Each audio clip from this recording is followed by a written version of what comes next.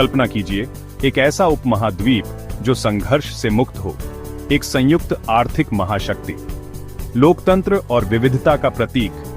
United states of India एक महत्वाकांक्षी सपना है। जैसा कि इतिहास ने हमें दिखाया है, सबसे बड़े बदलाव अक्सर एक साहसिक दृष्टि से शुरू होते हैं।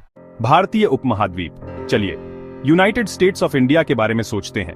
जरा सोचो, इंडियन सबकॉन्टिनेंट में एक फेडरल स्ट्रक्चर, भाषा और संस्कृति के आधार पर नए राज्यों का गठन, जिसमें आज की सीमाओं से परे के राज्य भी शामिल हैं, जैसे पाकिस्तान, बलूचिस्तान, कश्मीर, बांग्लादेश और शायद म्यांमार भी।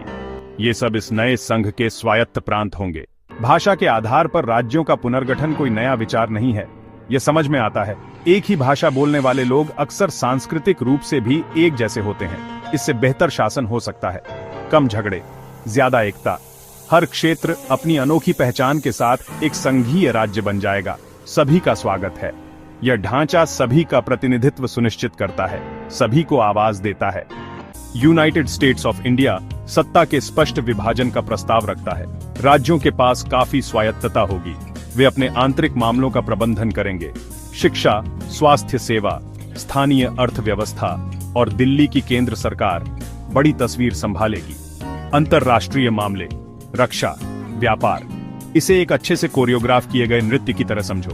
राज्य और केंद्र सरकार एक साथ मिलकर काम करेंगे। हर कोई अपनी भूमिका निभाएगा। यह नाजुक संतुलन बहुत जरूरी है। राज्यों के हाथ में बहुत ज्यादा शक्ति होने से विखंडन का खतरा होता है। केंद्र सरकार के पास बहुत ज्यादा शक्ति और आप स्थानीय आवाजों को दबा देते हैं। इस विजन को साकार करने का रास्ता आसान नहीं होगा। गहरे तनाव मौजूद हैं। हाल ही में अमेरिका द्वारा कराया गया भारत पाकिस्तान युद्ध विराम आशा की एक किरण देता है। यह दिखाता है कि बातचीत संभव है। मजबूत आर्थिक संबंध पुल बना सकते हैं।